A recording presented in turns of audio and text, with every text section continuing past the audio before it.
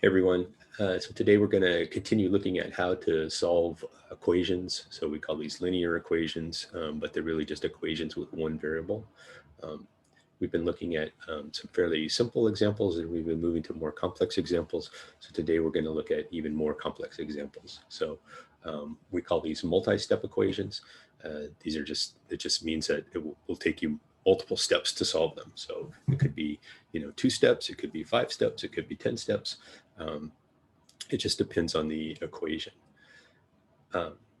So again, we're looking to see like, how does this relate to the order of operations? And we talked yesterday a little bit about how in general, we're trying to work backwards through that order of operations. We're trying to undo addition, subtraction, and we're trying to undo multiplication and division to get that variable all by itself.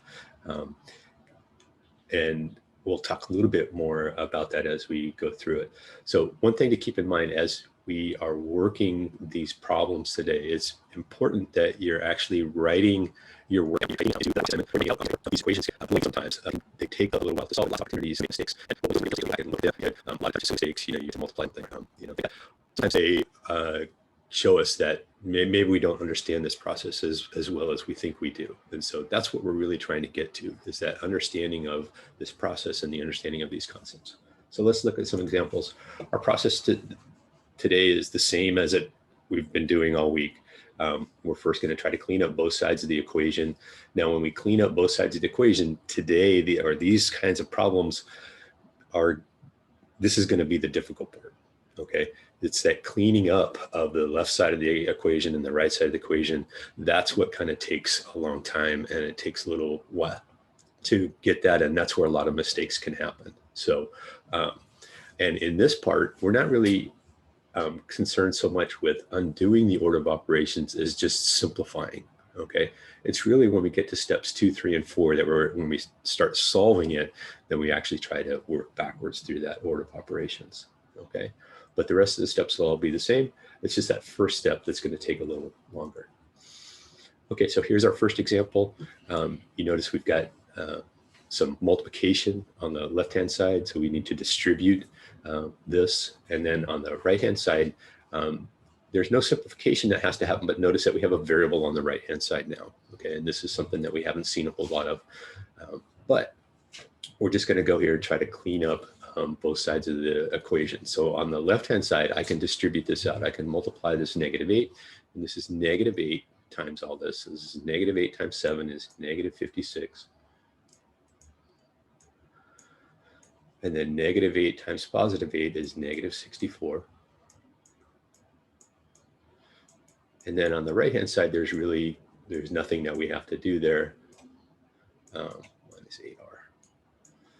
Okay. So we can't simplify the left-hand side. We can't simplify the right-hand side. These are not like terms. These are not like terms. So we can't combine them. So our next thing is we want to move on to step 2 and 3. So we want to get the variables all on one side, and we want to get the constant terms, the numbers all on the other side. Okay. So just my preference, I tend to just move the variables to the left-hand side, and I move the numbers to the right-hand side. But that's just a preference. There's no right or wrong way to do this. We just need to get them isolated. Okay, so I'm going to get this -8r. And remember, this is a negative. This negative goes with this 8r. This is -8r. So so to undo that, I'm going to add a positive 8r. I'm always adding the opposite, right? So I'm adding 8r to this side, and I'm going to add 8r to this side. So if I combine these, what do I get there? Is that 48? So I get -48r. Okay, remember, one's positive, one's negative, so we're looking at the difference there. And then the -64, nothing happens with that. And then I've got a positive 32 on the right-hand side. And then these 8r's will cancel out. So that was what we were trying to do. Okay, I got the variable term on the left-hand side. I need to move the constant term over to the right-hand side. And again, the side doesn't matter. It just matters that they're alone. So here I have a -64. I'm going to add a positive 64.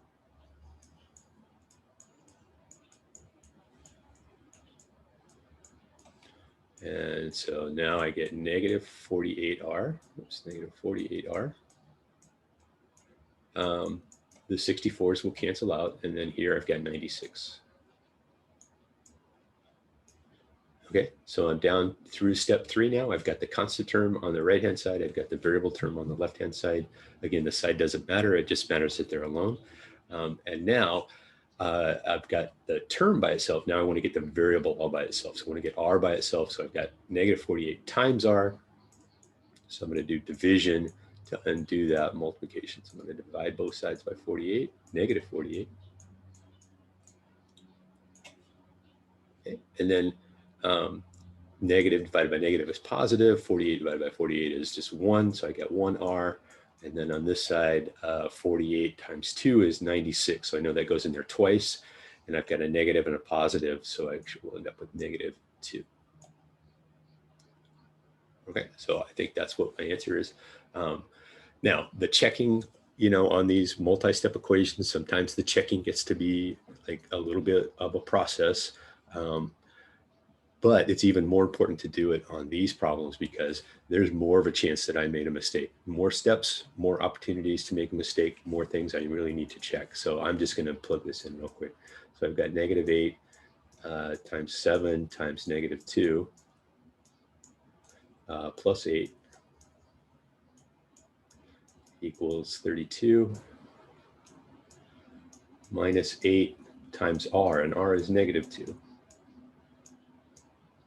So order of operations, I'm going to start inside here. I'm going to do 7 times negative 2. So on the outside, I've got negative 8. 7 times negative 2 is negative 14 plus 8. And then on this side, I've got 32. My screen's kind of bugging out there, so I apologize for that. And then negative 8 times negative 2 is positive 16. Positive 16. Okay. And so on the left-hand side now, I've got negative 8 times, and then negative 14 plus 8 is negative 6. And then 32 and 16 is 48. And so I can see that I think I've got this right. I've got negative times negative is positive. 6 times 8 is 48. So I got 48 equals 48. So I'm pretty sure I got my answer right there. Okay. So similar sort of a thing. Okay. This time, though, I have distribution on both sides. I've got some negatives in here, so I want to watch and make sure that I do those negatives correctly. That's a really easy place to make a mistake.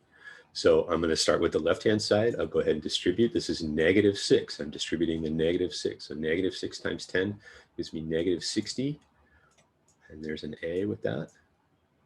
And then I've got negative 6 times negative 9. This is a negative 9 here, right? A lot of people will drop that negative. 6 times 9 is 54. Negative times negative is positive 54. On the right-hand side, I've got negative 2. Okay, I'm multiplying negative 2. So I've got negative 2 times 6 is negative 12. And there's an A with that.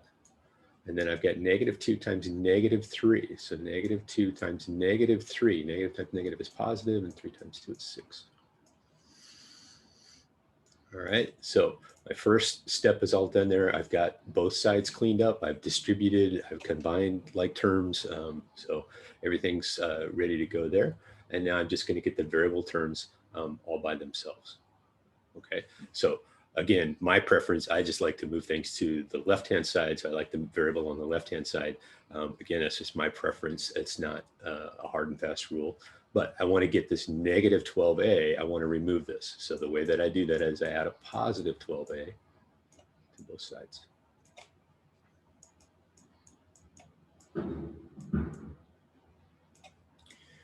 And so I've got difference there is 48, and it's a negative and a positive. The negative is bigger, so I get negative 48a plus 54. And then on this side, I've just got 6. Okay, I want to get rid of this 54, so it's positive 54, so I'm going to add a negative 54.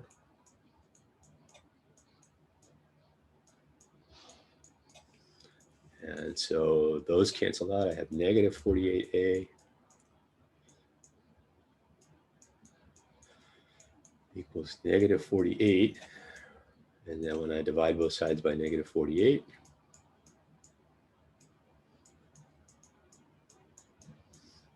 I get A is 1. Go ahead and check that. So I've got negative 6, and my A is just 1. So 10 times 1 is 10 minus 9.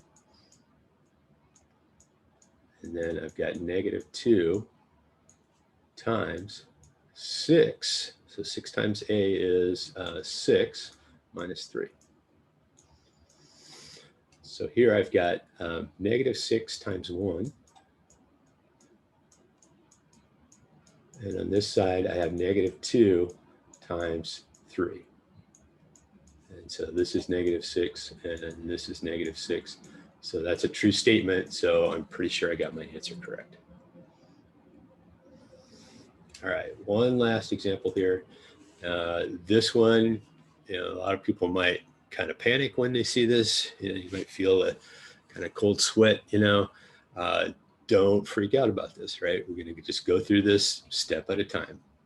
Okay, so let's start with the left-hand side. And we've got a bunch of stuff here. We've got a negative n out here. We've got some distribution. We've got a negative fraction. So lots of stuff going on here, but we'll just take it one step at a time. We're going to work from the inside out. If I look at the inside parentheses here, I can't simplify that. So I'm just going to multiply. I'm going to multiply negative 1/2. This is negative 1/2 times each one of these things. Okay, so this negative n on the outside just stays where it is. And then just to kind of separate this, I'm going to go ahead and keep this in parentheses. So I've got negative 1/2 times negative 8. So half of 8 is 4, and negative times negative is positive. So I have 4n.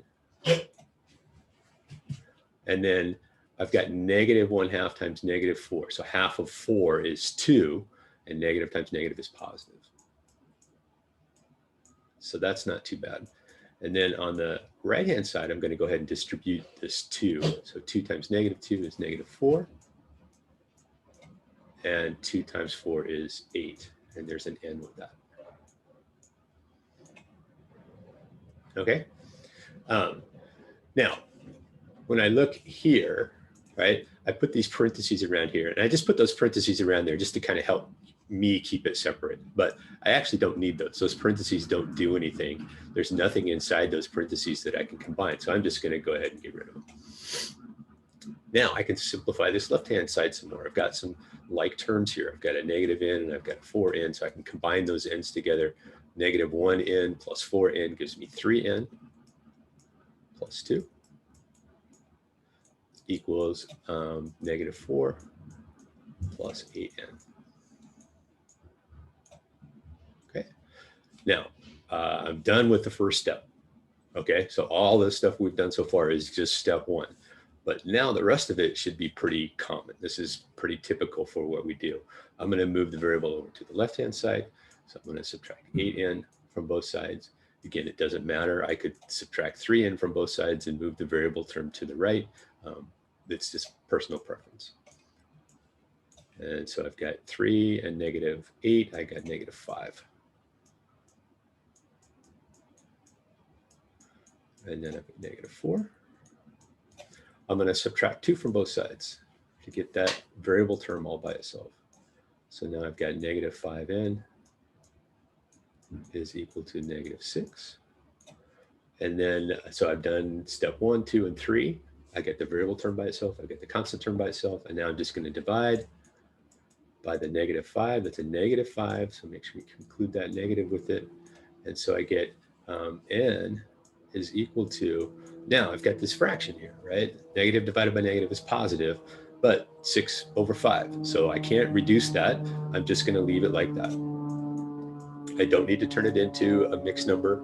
I don't need to do anything with it other than simplify it, right? Reduce it if I can. So there's my answer. N is equal to 6 over 5. Okay. Now, if I want to check that, I'm going to go ahead and plug that back in and go through that. Now, it's a little bit involved. And so I'm going to go ahead and do that quickly here. So I've got negative 6/5 minus 1/2. Now, keep in mind that you can actually make mistakes in your check step as well. So, you know, keep that in mind too. So -6, or this is positive 6/5. -4. Right? Sometimes this check step is actually the hardest part, is equal to 2 times -2 plus 4 times, I'm going to run out of room, 6/5. 6/5. Okay. All right, so there's a lot here. So -6/5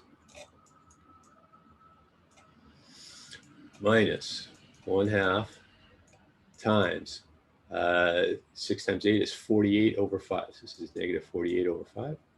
48/5. And then minus 4. On this side, we've got -4, and then we've got. I'm sorry. Let's step back there a little bit.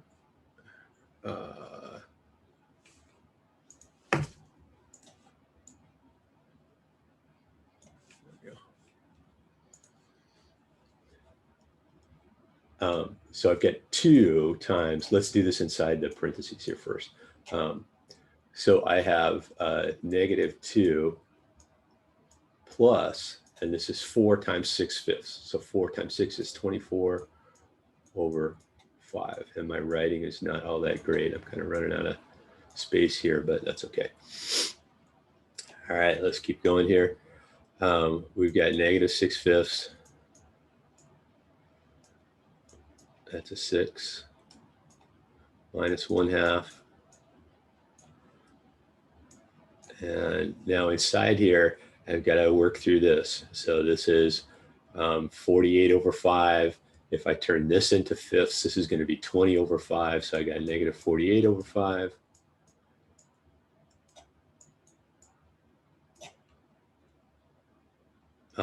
Minus 20/5.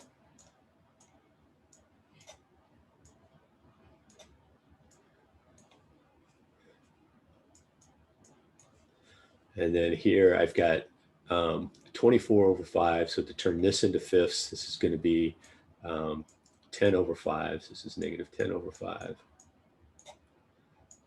And my system's kind of bugging out here. So I think what I'm going to do is I'm going to stop the video here. And I will actually make a separate video where I will work through this check and kind of show you the work on that. Run into some technical problems here. So I'll go ahead and end the video here. Work on the assignment 1-6 today. And I will post a short video showing how I work through that check. And I'll do that with some different technology, and hopefully it'll work a little bit better. All right. Thanks, everybody. Have a good day.